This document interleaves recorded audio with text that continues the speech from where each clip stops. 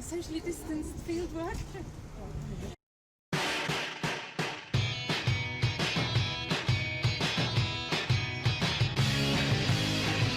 How's it, guys? I'm back again. So now I've moved on to my master's course in environmental consultancy. We're starting to look at the reservoir because we can't do many normal field work, so we're going to do some stuff right on campus. Alright, let's get into it. And they have 100 milliliter volume, and all you do is you take your sample unfiltered and you fill it up to the rim.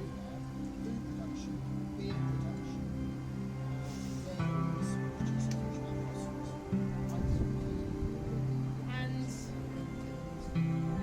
close it, give it a shake, and that's our first sample. And we'll take the second one. It's always good to have multiples for quality control. And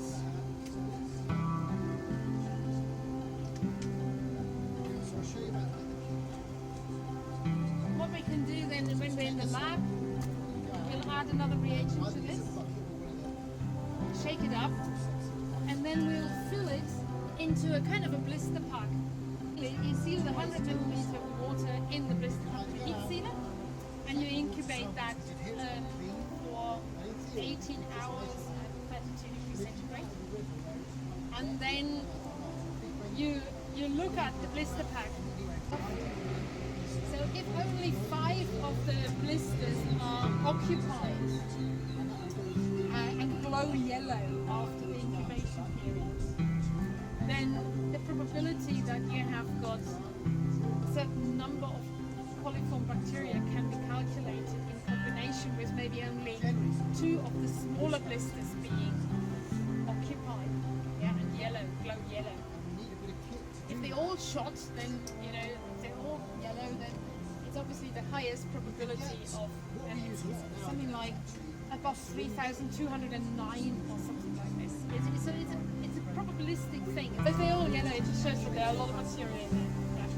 Yeah, more than 3,000, whatever the number is.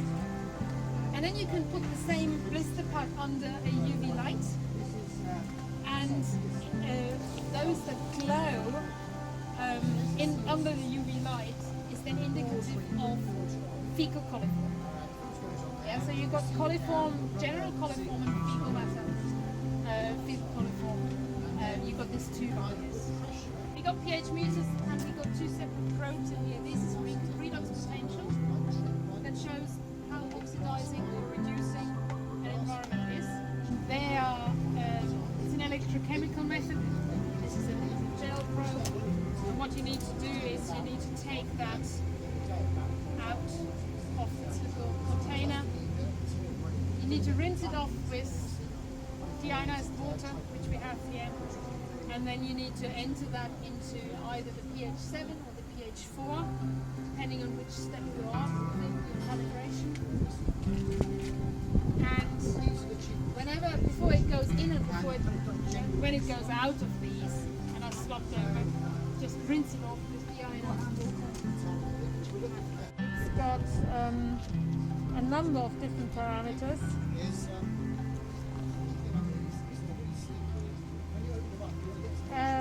Including temperature, pressure, dissolved oxygen, total dissolved solids, so that's conductivity and salinity. So normally, obviously, we would lower this instrument into the water column, but that would be impossible. We have a cylinder that's how all these columns made.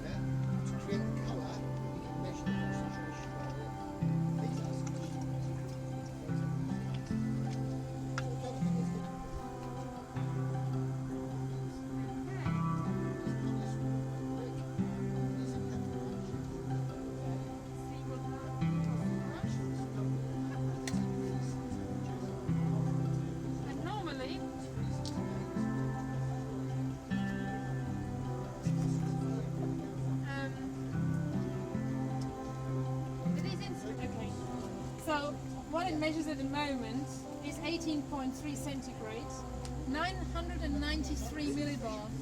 That's quite low air pressure. So then we got dissolved oxygen is 99.5% in percentage. We've got total dissolved solids 0. I don't believe that.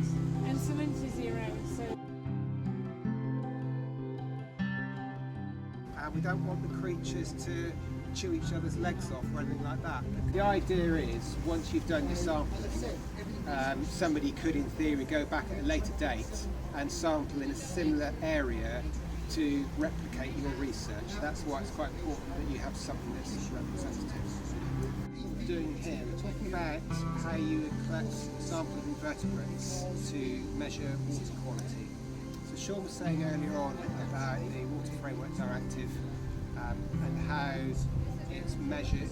Ideally, we want to have rivers of good status, and that's good in terms of the water chemistry, good in terms of the sort of physical nature of the river watercourse, good in terms of the diversity of invertebrates, diatoms of macrophytes. So there's a lot of good ticks that you need to have, and if one of those is poor, then the overall score is poor. It doesn't matter that lots of them did. The worst score is the one that the grading will actually be given. So it's quite a hard task to get that good status. If you go in and start kick sampling straight away, any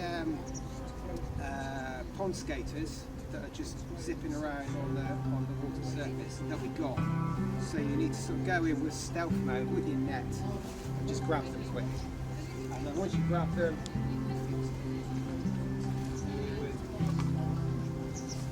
get your sample pot, pop it in, get the lid on quick. Spending time picking up big rocks and just scratching off any invertebrates that you find on the back. And the sorts of things that you might find on the backs of rocks are things like some of the cased caddis, particularly this sort of fella. So this is one of my favourite caddis flies. So our little sample here that we collected, we've been able to identify it, and it's Rhyacophilidae. You can identify it by these little fluffy bits on the side of it, which are its gills. You can identify it by these fluffy little gills, which are being flattened down by the water that it was covered in.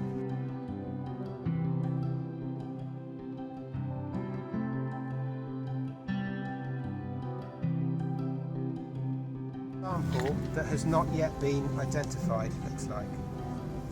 Okay, just about get some of the fumes coming off it.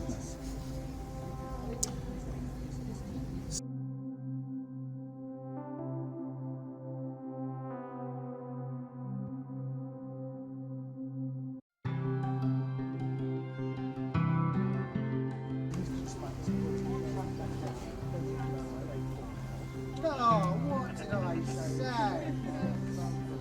Nitrate ones, you get PTFE ones, you get polycarbonate ones. So you simply put that on the top of here. It won't blow away. It's going to rain.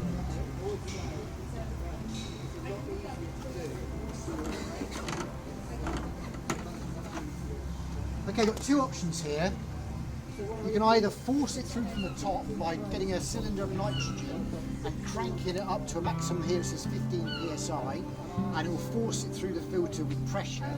Well, what we're going to do is we're going to suck it through using a vacuum. That's one of these really neat little nighty vacs. So we can plug this into here, block off one side, create a vacuum underneath, and suck it through. So what you hit 0, and that's basically setting a baseline as being clean. No phosphorus in that sample, we've zeroed it. So any phosphorus now in the sample will be above that value. Okay, so you buy kits and they are a fixed volume in these little sachets. It's just so simple. It's like kids' chemistry, this. So you've got these little metal kind of, they call them pillows. They're just vacuum packed little wraps here. Rip the top off, and the clever bit is getting all of the material into the container. There we go. Because there's a bit of a random error associated with this, because if you don't get it all in, you miss some behind, it might affect the chemistry that goes on with that. And then leave for 2 minutes. Okay. The colour.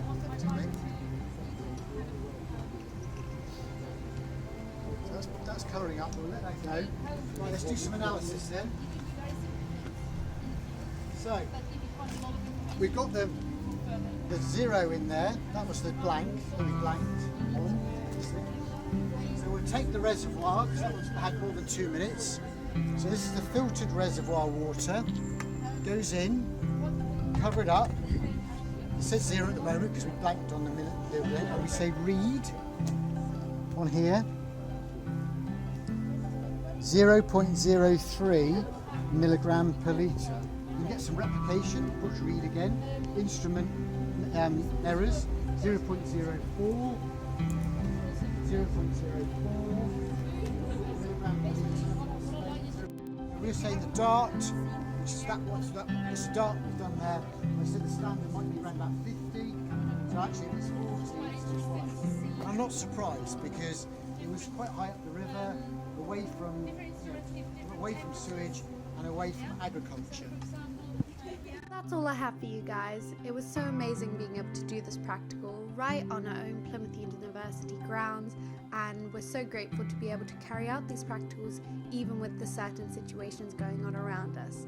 So remember to like, comment, subscribe and all that jazz, and I'll see you guys in the next video. Bye!